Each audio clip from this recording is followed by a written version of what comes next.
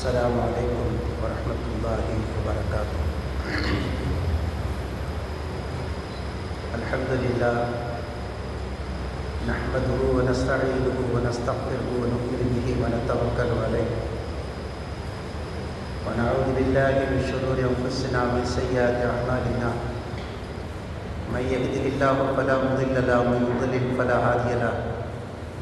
ونشهد أن لا إله إلا الله وحده لا شريك له ونشهد أن سيدنا محمدا عبده ورسوله. أما بعد فقد قال الله تعالى في محكم التنزيل: أعوذ بالله من الشيطان الرجيم. بسم الله الرحمن الرحيم. وقوم نوح لما كذبوا الرسل أغرقناهم وجعلناهم للناس آية وأعتدنا للظالمين عذابا أليما. قال النبي صلى الله عليه وسلم: خير الكلام كتاب الله وخير الهدي هدي محمد صلى الله عليه وسلم. صدق الله العظيم وصدق النبي الكريم. ربي أوزعني أن نشكر نعمتك التي أنعمت علي. اللهم اغفر شيوخنا ولجميع الحاضرين برحمتك يا أرحم الراحمين. அளவற்ற அருளாளன், நிகரற்ற அன்பாளன், எல்லாமல்ல அல்லாஹ்வின் திருநாமம் கொண்ட வார்த்தைகளை துவக்கம் செய்கிறேன்.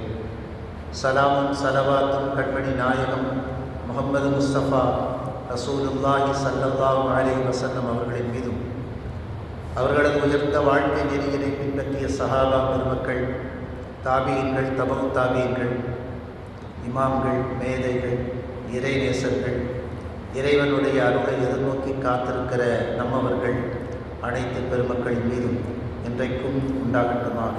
ஆமீன். அன்பிற்குரிய அல்லாஹ்வின் நல்லடியார்களே, ஃபுர்கான் என்கிற அத்தியாயத்தின் விளக்கங்களை தொடர்ந்து நாம் பார்த்து கொண்டு வருகிறோம். அந்த வரிசையில் இன்றைக்கு ஒரு சில வசனங்களுக்கான விளக்கங்களை இன்ஷா அல்லாஹ் நாம் பார்க்க இருக்கிறோம். அல்லாஹ் சுப்ஹானஹு வ தஆலா சொல்கிறான்: ஹஸரத் நூஹ் அலைஹிஸ்ஸலாம் அவர்களை அவருடைய சமூகத்திற்கு நாம் நபியாக அனுப்பினோம். அவர்கள் நம்முடைய தூதரை பொய்யாக ஆக்கினார்கள். நபிமார்களை, ரசூல்மார்களை பொய்யாக்கிய அந்த மக்களை அல்லாஹ் சுப்ஹானஹு வ தஆலா பெருவெள்ளத்திலே மூழ்கடித்தார். சுனாமி என்கிற ஒன்றை சமீப காலமாகத்தான் நாம் கேள்விப்படுகிறோம். ஆனால் ஆழி பேரலை மூலம் ஒரு பெரும் சமூகத்தை அல்லாஹ் சுப்ஹானஹு வ தஆலா ஏற்கனவே அழைத்திருக்கிறார். சுனாமி என்கிற வார்த்தையை ஜப்பானிய சொல் என்று சொல்லுகிறார்கள். காரணம், அங்கேதான் இதுபோல ஆழி பேரலைகள் அதிகமாக இருக்கிற காரணத்தில் அந்த சொல்லினுடைய, அந்த வார்த்தையினுடைய பயன்பாடு அங்கே அதிகமாக இருக்கிறது. நமக்கு அது தெரியாது. காரணம், பேரலை நம்மிடத்தில் இல்லை. எனவே அதற்கான வார்த்தைகளும் இல்லை. அதற்கு பிறகு பேரலை வந்தது. இதுபோல அல்லாஹ் சுப்ஹானஹு வ தஆலா நூஹ் அலைஹிஸ்ஸலாம் அவர்களை பொய்யாக்கிய மக்களை அல்லாஹ் சுப்ஹானஹு வ தஆலா அழித்தான். அல்லாஹ் வஹி இறக்கினான். நூஹ் அலைஹிஸ்ஸலாம் அந்த மக்களை எச்சரித்தார். தண்ணீரே இல்லாத ஒரு நேரத்திலே அவர்கள் கப்பல் செய்தார்கள். அதையும் ஏளனம் செய்தார். தண்ணீர் இல்லாத இடத்துக்கு ஏன் இந்த கப்பல் என்று கேட்டார். இன்றைக்கும் சில கிராமங்களிலே பார்த்தால் 8 அடி 9 அடி 10 அடி உயரத்திற்கு வீடுகள் இருக்கும். இப்போ தண்ணீர் கிடையாது. தண்ணீர் பஞ்சம் பல கிராமங்களிலே இருக்கிறது. குறிப்பாக நதிப்படுகைகளை ஒட்டி, ஆற்றின் கரைகளை ஒட்டி இருக்கக்கூடிய சின்ன சிறு கிராமங்களின் வீடுகளை பார்த்தால் 7 அடி 10 அடி உயரத்திற்கு கூட இருக்கிறது.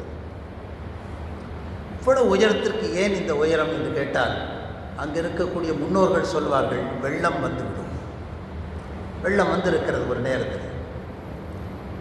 எனவே வெள்ளம் வந்ததினாலே அதிலிருந்து பாதுகாப்பு பெறுவதற்காக வீடுகளை உயர்த்தி கட்டினார்கள். இன்றைக்கு வெள்ளம் வரவில்லை, அவ்வளவுதான். எனவே வெள்ளம் இல்லை என்பதற்காக அந்த கிராம மக்கள் இன்றைக்கும் வீடுகளை உயரம் குறைவாக கட்டுகிறார்களா என்றால் இல்லை. அவர்கள் அதே உயரத்திற்கு தான் கட்டுகிறார்கள். அதுபோல தண்ணீர் இல்லாத நாட்களிலே நேரங்களிலே இந்த கப்பல் எதற்கு என்று ஏளனம் செய்தார்கள். ஆனால் அல்லாஹ் சுப்ஹானஹு வ தஆலா ஆழி பேரலையை ஒரு மதிர்ச்சுவலை போல அதை வர்ணிக்கிறார்கள். அந்த அலையினுடைய உயரத்தை ஒரு உயரமான கற்சுவரை போல அவைகள் இருந்தது. அது மாதிரி அடுக்கடுக்காக அல்லாஹ் சுப்ஹானஹு வ தஆலா பேரலையை உருவாக்கி நபி நூஹ் அலைஹிஸ்ஸலாம் உடைய அழைப்பு பணியை பற்றி திருக்குர்ஆன் சொல்லுகிற போது அவர்கள் பல ஆண்டுகள் அழைப்பு பணி செய்திருக்கிறார்கள். 1000 வருடங்கள் கிட்டத்தட்ட சொற்ப நபர்களை ஏற்றுக்கொண்டிருக்கிறார்கள். நபிகள் நாயகம் ஸல்லல்லாஹு அலைஹி வஸல்லம் சொல்வார்கள், நான் கடைசி சமுதாயம், ஆனால் சொர்க்கத்தில் செல்லக்கூடிய முதல் சமுதாயம். நிறைய மக்கள் இந்த சமூகத்தில் வேண்டும் என்று விரும்பினார்கள். அதனால்தான் விழுகட்டிகளை கூட நபிகள் நாயகம் ஸல்லல்லாஹு அலைஹி வஸல்லம் வரவேற்றார்.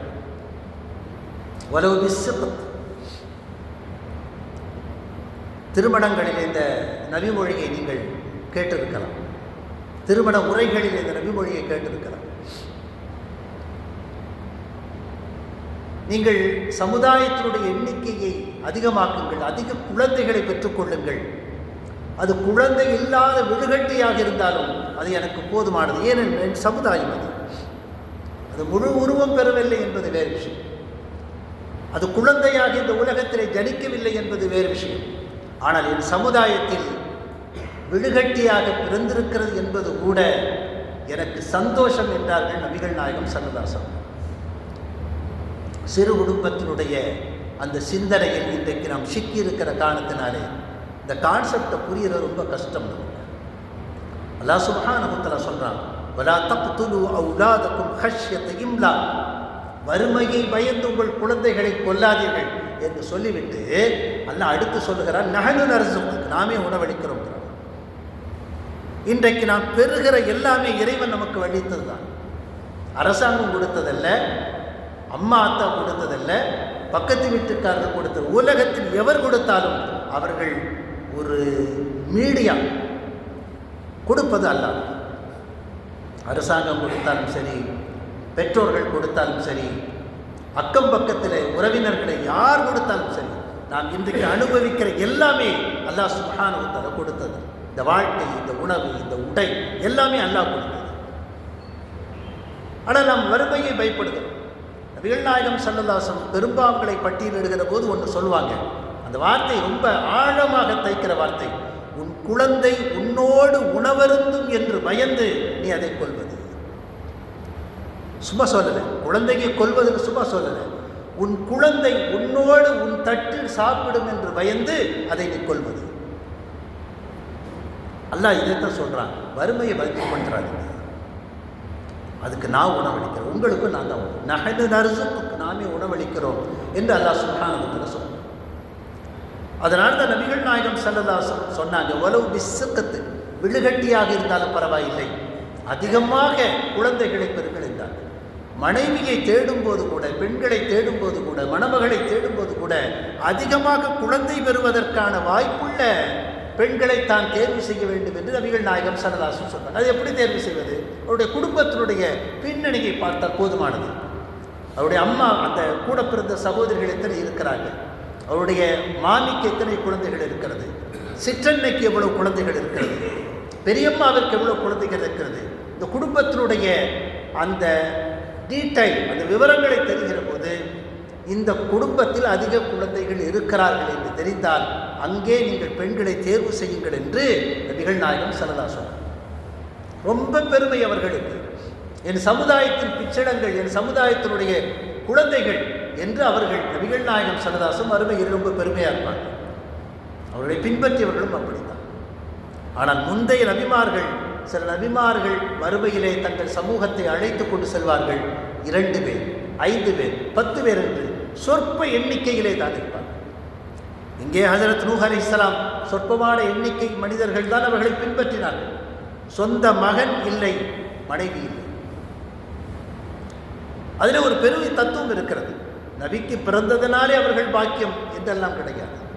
கண்மணி நாயகம் ரசூலுல்லாஹி ஸல்லல்லாஹு அலைஹி வஸல்லம் சொன்னாங்க, ஒரு திருட்டு குற்றத்திற்காக மஹ்சூமி கிளையை சார்ந்த ஃபாத்திமா என்கிற பெண்மணி பிடிபட்ட போது, அவருடைய கை துண்டிக்கப்பட வேண்டும் என்று சொன்னபோது, அவர் உயர்குலத்து பெண்மணி என்பதற்காக நபியிடத்திலே சிபாரிசு செய்தார்கள். பெரிய குடும்பத்தில் நீங்கள் தண்டனை கொடுத்தால் அந்த குடும்பத்திற்கு இழுக்கு வேறு ஏதாவது செய்து கொள்ளலாமா என்று கேட்கிற போது, ஃபாத்திமா பின்தி முஹம்மத் லக்கத்தஅத், ரசூலுல்லாஹி ஸல்லல்லாஹு அலைஹி வஸல்லம் சொன்னாங்க, அந்த ஃபாத்திமா என்றல்ல, மஹ்சூமி கிளையை சார்ந்த ஃபாத்திமா என்றல்ல, முஹம்மதுடைய மகள் ஃபாத்திமாவாக இருந்தாலும் கையை துண்டித்திருப்பேன் சொன்னார். அதே ஃபாத்திமாவை பார்த்து தனிமைகளை சொன்னார்கள், நீ நபியின் மகள் என்பதற்காக உன் மன்னரை உன்னை நெருக்காதிருக்கும் என்று கனவு காணாது, மன்னரை நெருக்காமல் இருக்கும் என்று நினைக்காது. அது ஒரு சிறப்பு, அவ்வளவுதான்.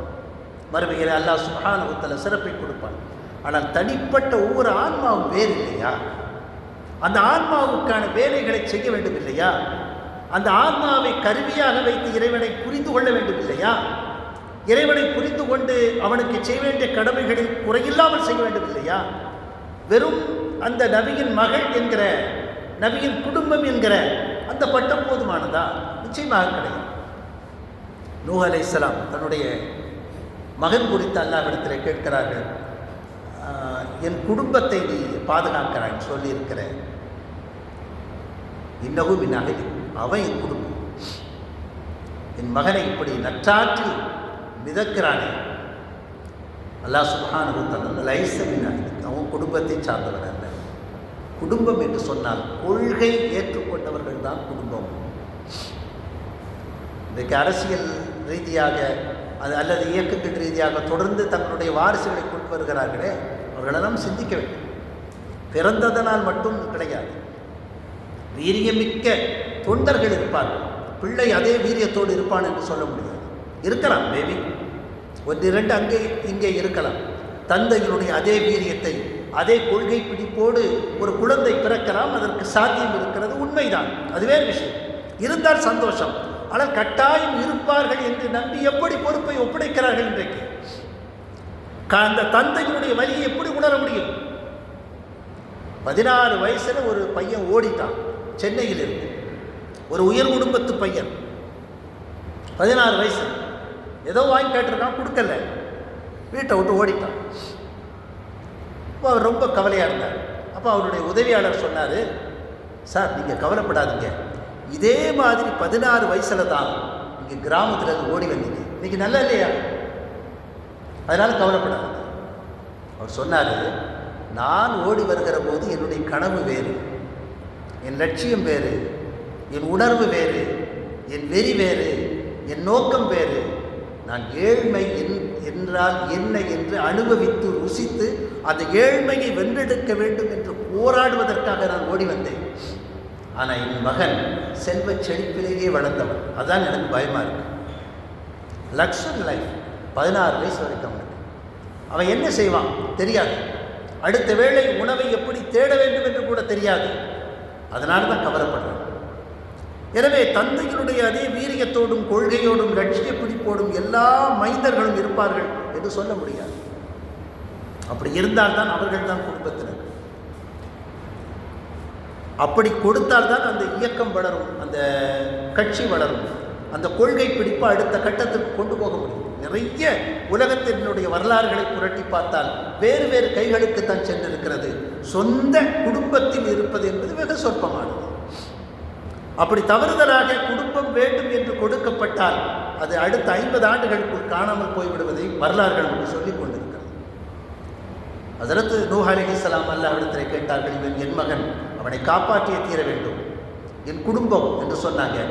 இன்னஹு லைஸ மின் அஹ்லி, குடும்பத்தை சார்ந்தவன் அல்ல என்று அல்லாஹ் சுப்ஹானஹு வ தஆலா சொன்னான். எனக்கு தகுதியில்லாததை நான் கேட்டதை குறித்து வெட்கப்படுகிறேன், என்னிடத்திலே பாவ மன்னிப்பு தேடுகிறேன் என்று சொல்லி ஹஜ்ரத் நூஹ் அலைஹிஸ்ஸலாம் பிற்பொழுது அல்லாஹ்விடத்திலே பாவ மன்னிப்பு கேட்டார். அல்லாஹ் சுப்ஹானஹு வ தஆலா அவர்களை அழித்தான். அந்த மக்களை அழித்துவிட்டு வஜஅல்நாஹும் லின்னாஸி ஆயா, அதை இந்த மனித சமுதாயத்திற்கு ஒரு பாடமாக அமைத்து விட்டார். வரலாறுகள் இன்றைக்கு பேசிக்கொண்டிருக்கிறோம் இல்லையா? நூஹ் அலைஹிஸ்ஸலாமுடைய வரலாறு பேசுகிறோம், ஹஜ்ரத் மூஸா அலைஹிஸ்ஸலாமுடைய வரலாறு பேசுகிறோம், முந்தைய சமூகத்தினுடைய எல்லா வரலாறுகளையும் பேசுகிறது. அது ஒரு படிப்பினை இந்த சமுதாயத்தில். வாத்ததினாலின் வாலிபீன அதாபன் அலீமா, அநியாயக்காரர்களுக்கு துன்புறுத்தும் வேதனையை நாம் தயார்படுத்தி வைத்திருக்கிறோம். அல்லாஹ்வுடைய கட்டளைகளை பின்பற்றாதிருக்கிற மக்களுக்கு அல்லாஹ் தரக்கூடிய வேதனை என்பது சொல்ல முடியாது. கடும் வேதனை. அது யாருமே ஜீரணிக்க முடியாது, ஏற்றுக்கொள்ள முடியாது, சகித்துக்கொள்ள முடியாது.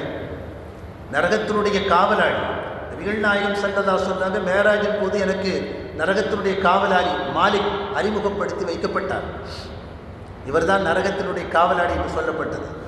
அவருக்கு சலாம் சொல்லுங்கள் என்று எனக்கு கூட்டு போகிறப்ப சொல்கிறாங்க ஹஜ்ரத் ஜிப்ரைல். நான் அவருக்கு சலாம் சொல்ல முற்பட திரும்பும் போது ஃபபதஅனி பிஸ்ஸலாம், அவர் என்னை முந்திக் கொண்டு சலாம் சொன்னார் அப்படின்னு சொல்லிட்டு அவருடைய அறிமுகத்தை சொல்கிறாங்க. வேறு வேறு நபி மொழிகளில் சொல்லும்போது அவருக்கு காது கேட்காது, கிட்டத்தட்ட 500 ஆண்டுகளுக்கு கேட்காது.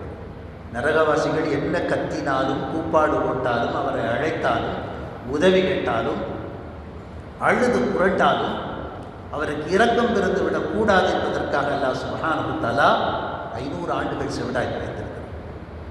500 ஆண்டுகளுக்கு பிறகு அவருக்கு காது கேட்கும். அப்போது ஏறிட்டு பார்ப்பார், தாகத்தால் அவர்கள் துடிப்பார்கள், ஏதாவது குடிக்க கொடுங்கள் என்று கேட்பார்.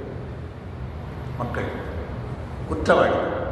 அப்போ அவர் சொல்வார், உங்கள் உடலில் வழிகிற சீளை எடுத்து குடித்துக் கொள்ளுங்கள், வேறு வழி இல்லை, திரவம் என்கிற அமைப்பில் எதுவிருந்தாலும் குடித்துக் கொள்வார். அவ்வளவு கொடுமை. சரி, ஒரு கொடுமைக்கு ஒரு முடிவு இருக்கிறதா? கிடையாது. அதான் பெரிய நஷ்டம். அல்லாஹ் சுப்ஹானஹு வ தஆலா சொர்க்கவாசிகளை சொல்லும் போதும் சரி, நரகவாசிகளை சொல்லும் போதும் சரி, ஹாலிதீன ஃபீஹா அபதா, அதில் நிரந்தரமாக தங்கியிருப்பார்கள் என்று சொல்கிறார். ஆனால் ஈமான் கொண்டதற்கு ஒரு வாக்கியம் இருக்கிறது, கலிமா சொன்னதற்கு ஒரு நன்மை இருக்கிறது. குறிப்பிட்ட கால அவகாசங்களில் அந்த நரகத்தில் அவர்களை வாழ்த்தி வதைத்து விட்டு இந்த ஈமானுடைய காரியத்தால் அல்லாஹ் சுப்ஹானஹு வ தஆலா அவர்களை மன்னித்து அனுப்புவார். எப்போ அனுப்புவான்னு சொல்ல முடியும். 500 ஆண்டுகள், 1000 ஆண்டுகள், ஒரு கணப்பொழுது கூட அதனுடைய வேதனையை சகிக்க முடியாதிருக்கிற கடும் வேதனைகளை அல்லாஹ் சுப்ஹானஹு வ தஆலா தரும்போது இந்த வருடக்கணக்கில் வேதனைகளை நாம் எப்படி சகிக்கப் போகிறோம் என்பதை குறித்து நாம் சிந்திக்க வேண்டும். அல்லாஹ் சுப்ஹானஹு வ தஆலா அநியாயக்காரர்களை எப்போதுமே விடுவதே கிடையாது. வஆதன் வ சமூதன் வ அஸ்ஹாபு ரஸ் வ குரூனம் பைன தாலிக கஸீரா. ஆது கூட்டத்தினர்கள், சமூது கூட்ட மக்கள், அகழ்வாசிகள், இவர்களுக்கிடையில் வசித்த இன்னும் பல வகைப்பினரையும் நாம் அழித்திருக்கிறோம். ஆது என்கிற ஒரு கூட்டம் இருந்தது, சமூது என்கிற கூட்டம் இருந்தது. நம்மை விட பலசார்.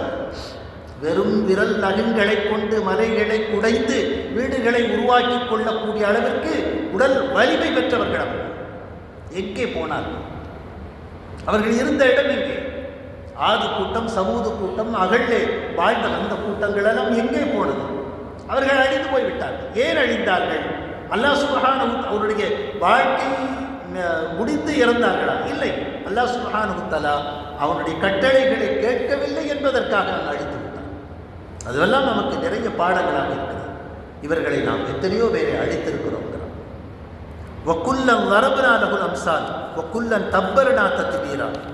நாம் என்ன செய்தோம்? நல்லுணர்ச்சி பெறுவதற்காக அழிந்து போன முன்னிருந்தவர்களுடைய வரலாறுகளை நாம் அனைவருக்கும் உதாரணங்களாக அழிந்து போனவருடைய வரலாறு அழிந்து போகவில்லை. இந்த வரலாறுகளை திரும்ப திரும்ப சொல்லுகிறார். வலகத் ஆதைனாக சபஅன் மினல் மசானி வல் குர்ஆனில் அஸீம். அல்லாஹ் சுப்ஹானஹு வ தஆலா சொல்லுகிறான், 7 வசனங்கள் குர்ஆனை உங்களுக்கு நாம் இறக்கியிருக்கிறோம். இன்னொரு வசனத்திலே அல்லாஹ் சொல்லுகிறான், திரும்ப திரும்ப ஓதப்படக்கூடிய வசனங்கள். எதற்காக திரும்ப திரும்ப? அதே 30 ஜுஸுக்கள் தான், அதே குர்ஆன் வசனங்கள் தான் திரும்ப திரும்ப நமக்கு ஓதி காட்டப்படுகிறது. எதற்காக? மனிதன் மறதியாளன், சீக்கிரவர்த்தன். ஷைத்தான் மிகப்பெரிய வலையை விரித்து வைத்திருக்கிறான். இவனுக்கு மறதியை கொடுக்கிறான், வேறு வகையாக நினைவூட்டுகிறான். தொழும்போதும் கூட இறைவனுடைய கவனம் இல்லாமல் இருப்பதற்காக கடும் பிரயத்தனப்படுகிறான். நபிகள் நாயகம் ஸல்லல்லாஹு அலைஹி சொல்றாங்க, மனிதன் அல்லாஹு அக்பர் என்று தக்பீர் கட்டும் போது கொசுவின் வடிவில் அவன் இதயத்துக்கு நெருக்கமாக ஷைத்தான் உட்கார்ந்து கொண்டு ஒவ்வொரு கெட்ட எண்ணங்களையும் இன்ஜெக்ட் செய்கிறான், உள்ளே நுழைக்கிறான். நீ அவனை நினைத்துப்பார், நீ இவனை நினைத்துப்பார், அவன் தர வேண்டிய கடனை நினைத்துப்பார், நீ கொடுக்க வேண்டிய படத்தை நினைத்துப்பார் என்று சொல்லி அவனுக்கு ஒவ்வொரு சிந்தனைகளாக உருவாக்குகிறான். எதுவரைக்கும் என்றால் தான் தொழுதது 3 ரக்காத்துகளா 4 ரக்காத்துகளா என்று தெரியாமல் குழம்பி போகிறார்கள். இது ஷைத்தானுடைய வேலை. ஆனால் கொஞ்சம் முயற்சி செய்தால், கவனமாக இருந்தால், நாம் யாருக்கு முன்னால் நிற்கிறோம் என்கிற உணர்வுகளை ஒவ்வொரு முறையும் கொண்டு வந்தால் இந்த வேலை நடக்காது. ஷைத்தான் தோற்றுக்கொள்ளும். சஹாபாக்கள் அப்படித்தான் தொழுதார்கள், நபிமார்கள் அப்படித்தான் தொழுதார்கள். அப்படிப்பட்ட தொழுகையைத்தான் நபிகள் நாயகம் ஸல்லல்லாஹு அலைஹி வஸல்லம் கற்று தந்தார்கள். வெறும் அசைவுகள் மட்டும் நாம் எடுத்துக்கொண்டோம், உள்ளே இருக்கிற இந்த ஆழமான உணர்வுகளை எடுக்க தவறிவிட்டோம். சல்லி கமா ரஅய்துமூனி உஸல்லி, சல்லு கமா ரஅய்துமூனி உஸல்லி. நபிகள் நாயகம் ஸல்லல்லாஹு அலைஹி வஸல்லம் சொன்னாங்க, என்னை எவ்வாறு தொழக் கண்டீர்களோ அதுபோல நீங்கள் தொழுங்கள். நபிகள் நாயகம் ஸல்லல்லாஹு அலைஹி வஸல்லம் எப்படி தொழுதார்கள்? அந்த புற அடையாளங்கள் நமக்கு தெரிகிறது. நபி நின்றார்கள், குடிந்தார்கள், உட்கார்ந்தார்கள், சஜிதா செய்தார்கள், அத்தஹியாத்திலே இருந்தார்கள், விரல்களை அசைத்தார்கள், சலாம் கொடுத்தார்கள். இதெல்லாம் நமக்கு தெரிகிறது. அந்த தக்பீர் நிலையிலே எந்த அனுபவத்தை பெற்றார்கள் என்று நாம் பார்க்க வேண்டும் இல்லையா? நபிகள் நாயகம் ஸல்லல்லாஹு அலைஹி வஸல்லம் சொன்னாங்க, எனக்கு கண்குளிர்ச்சி தொழுகையில் இருக்கிறது. கண்குளிர்ச்சி என்பது சந்தோஷத்தினுடைய உச்சம். அது ரசூலுல்லாஹி ஸல்லல்லாஹு அலைஹி வஸல்லம் கொஞ்சம் நேரம் கிடைத்தாலும் பள்ளிக்கு வந்து தொழ துவங்கிவிடுவார். அது காரணங்களை தான் தேடிக்கிட்டே இருப்பாங்க. மேகம் திரட்டால் உடனே தொழுகை, ஏதாவது நன்மை நடந்தால் உடனே தொழுகை, பள்ளிக்குள் நுழைத்தால் பள்ளியின் காணிக்கை 2 ரக்காத் தொழுகை, பொது செய்தால் பொதுவின் காணிக்கை 2 ரக்காத் தொழுகை, காலையில் தொழுகை, மாலையில் தொழுகை, பயணத்திற்கு புறப்பட்டால் தொழுகை, பயணத்திற்கு திரும்பி வந்தால் தொழுகை. ஏன் அவ்வளவு இன்பம்? சின்ன வயசில் நமக்கு சைக்கிள் வாங்கி கொடுத்தாங்கன்னா கிடைக்கிற நேரமெல்லாம் அந்த சைக்கிளை ஓட்டிக்கிட்டே இருக்கும். சைக்கிள் ஓட்டுவதற்கு ஒரு நேரத்தை நம்முடைய பெற்றோர்கள் நமக்கு தந்திருப்பார்கள், காலையோ மாலையோ. ஆனால் நாம் அதை பொருட்படுத்த மாட்டோம். காரணம் என்ன? அந்த சைக்கிள் மேலே இருக்கக்கூடிய அபரிமிதமான ஆசை, கிடைக்கிற நேரமெல்லாம் அதை ஓட்ட வேண்டும் என்று நமக்கு தோன்றுகிறது. அதுபோலத்தான் நபிகள் நாயகம் ஸல்லல்லாஹு அலைஹி வஸல்லம் கிடைக்கிற நேரமெல்லாம் ரப்போடு பேசுவதற்கான சந்தர்ப்பங்களை உருவாக்கி கொண்டது. இவ்வளவுதானா? இரவு இருக்கிறது. இரவு, அந்த இரவிலே எழுந்தால் தொழுது கொண்டே இருப்பார். கொஞ்சம் உறங்குவார்கள், பிறகு தொழுது கொண்டே இருப்பார். தஹஜ்ஜுடைய வேளையிலே எழுந்து பல் துலக்கி வானம் பார்த்து இறைவனுடைய அந்த படைப்பினங்களை புகழ்ந்துவிட்டு தக்பீர் கட்டி தொழுது கொண்டே இருந்தார்கள் என்று சொன்னால் உச்சபட்சமாக 13 ரக்காத்துகள் வரைக்கும் தொழுது விடுவார்கள். கடைசியாக வித்திரு தொழுது நிறைவு செய்துவிட்டு கொஞ்சம் உறங்கிவிட்டு ஃபஜ்ர் தொழுகைக்கு சென்று விடுவார். அப்போ அந்த வெளிப்படையான அந்த விஷயங்களை நாம் எடுத்துக்கொண்டோமே தவிர அந்த தொழுகையில் இருக்கிற அந்த ஆத்மார்த்த திருப்தி, அந்த உணர்வு, அதை பெற்றுக்கொள்ள நாம் தவறிவிட்டோம். அதற்கு நபிகள் நாயகம் ஸல்லல்லாஹு அலைஹி வஸல்லம் பலவிதமான விஷயங்களை சொல்கிறாங்க. நீங்கள் தக்பீர் கட்டும் போது அல்லாஹ்வுக்கு முன்னால் நிற்கிறோம், அல்லாஹ்வோடு பேசுகிறோம் என்கிற சிந்தனை உங்களுக்கு வரட்டும் என்று சொன்னார். அல்லாஹ் சுப்ஹானஹு வ தஆலா அதற்காகவே பல முன்னுதாரணங்களை நமக்கு தருகிறார். அந்த உதாரணங்களை அவற்றை அறவே நிராகரித்து விடவே அவர்களையும் நாம் அழித்து விட்டோம்.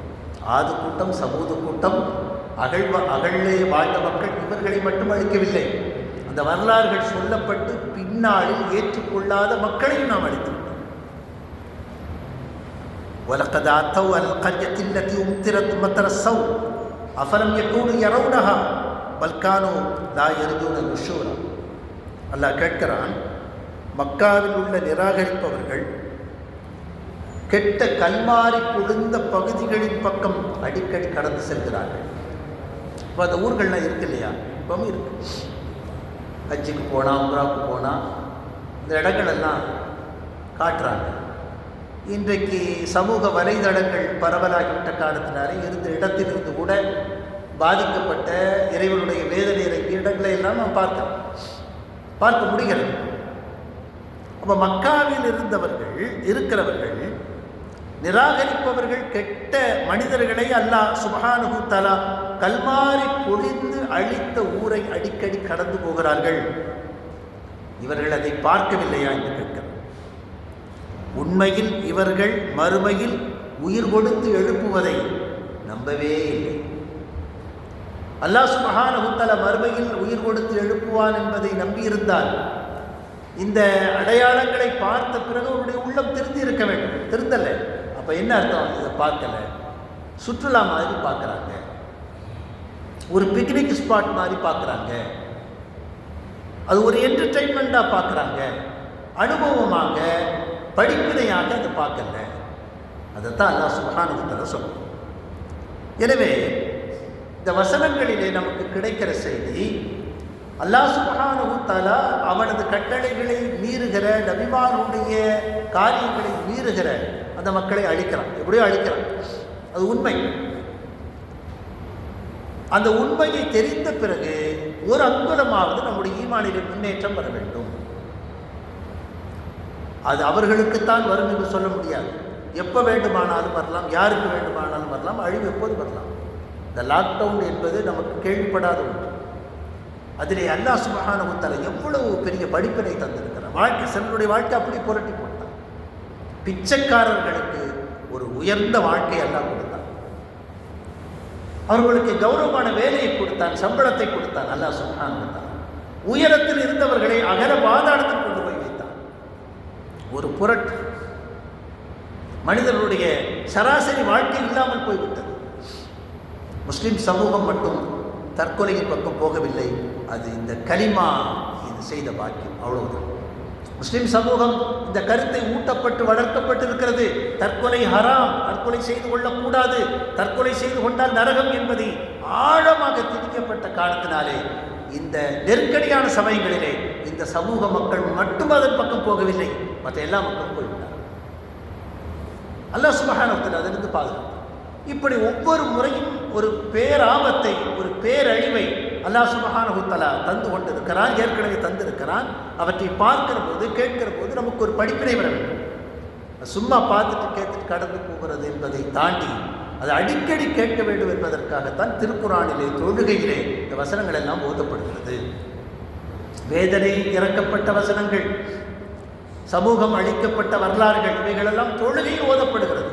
இறைவனை வணங்குகிற போது ஒரு அழிந்து போன சமுதாயத்தினுடைய செய்திகளை சொல்வதற்கு என்ன வேலை இருக்கிறது? அவனை புகழ வேண்டும், அதுதானே தொழுகை என்பது. இபாதத் என்பது இறைவனுக்கு முன்னால் கைகட்டி நின்று அவனை புகழ்வது, அவனுடைய சக்திகளை பேசுவது, அவனுடைய வல்லமலைகளை சொல்லுவது, அவன் நமக்கு தடுத்த ஞாபத்துக்களை எண்ணி புகழ் பாராட்டி பேசுவதுதான் நியாயமாக இருக்க முடியும். ஆனால் அதையெல்லாம் கடந்து அல்லாஹ் சுப்ஹானஹு வ தஆலா அந்த இபாதத்துக்களில் கூட ஓதப்படுகிற வசனங்களிலே பல்வேறு வசனங்களை வைத்திருக்கிறான். தண்டனைக்குரிய வசனங்களை வைத்திருக்கிறான், அழிக்கப்பட்ட வரலாறுகளை வைத்திருக்கிறான். இதற்காக பின்னால் இருக்கிற இந்த மக்கள் படிப்பினை பெற வேண்டும் என்பதற்காக. அல்லாஹ் சுப்ஹானஹு வ தஆலா வேறு வசனத்தில் சொல்வான், இன்ன ஃபீ தாலிக இப்ரத்தன் லிஉலில் அல்பாப், இவற்றில் அறிவுடைய மக்களுக்கு படிப்பினை இருக்கிறது என்று சொல்லுவான். நமக்கு அல்லாஹ் சுப்ஹானஹு வ தஆலா சிந்திக்கிற ஆற்றலை கொடுத்திருக்கிறான், படிப்பினை பெறுவதற்கான எல்லா வாய்ப்புகளையும் கொடுத்திருக்கிறான். அதை வேண்டுமென்றே நாம் உதாசீனம் செய்து கொண்டே போனால் நமக்கு ஏற்படுகிற நஷ்டம் மிக பயங்கரமாகிறது. ஒரு நாளைக்கு 70க்கும் மேற்பட்ட முறைகள் அல்லாஹ் சுப்ஹானஹு வ தஆலா தான் இருக்கிறேன் என்கிற அந்த இருப்புத்தன்மையை, இருப்புத்தன்மையை அல்லாஹ் நமக்கு தனித்தனியாக இண்டிவிஜுவலாக ஒவ்வொருக்கும் அல்லாஹ் காட்டிக்கொண்டே இருக்கிறார். ஒவ்வொருவருக்கும் காட்டுகிறார். ஒரு நாளைக்கு 70க்கும் மேற்பட்ட முறைகளை அல்லாஹ் சுப்ஹானஹு வ தஆலா தன்னை உணர்த்தி கொண்டே இருக்கிறான். நம்ம வேகமான வாழ்க்கையிலே, மறந்து போன வாழ்க்கையிலே அவற்றை பற்றி சிந்திக்காமல் மிக சுலபமாக சொகுசாக இந்த வாழ்க்கை கடந்து போய்விட்டோம் என்று சொன்னால் நமக்கு நிச்சயமாக நஷ்டம். எனவே அந்த சூழ்நிலைக்கு போகாமல் அல்லாஹ் சுப்ஹானஹு வ தஆலா தரக்கூடிய படிப்பினைகளை ஏற்றுக்கொண்டு அவனால் பொருந்தப்பட்ட, ஒப்புக்கொள்ளப்பட்ட நல்லடியார்களாக மாறுவதற்கு நாம் முயற்சிக்க வேண்டும். அல்லாஹ் சுப்ஹானஹு வ தஆலா நமக்கு தௌஃபீக் செய்வானாக. வாஹிர் தஅவானா அனில் ஹம்துலில்லாஹி ரப்பில் ஆலமீன். சுப்ஹானல்லாஹி வ பிஹம்திஹி.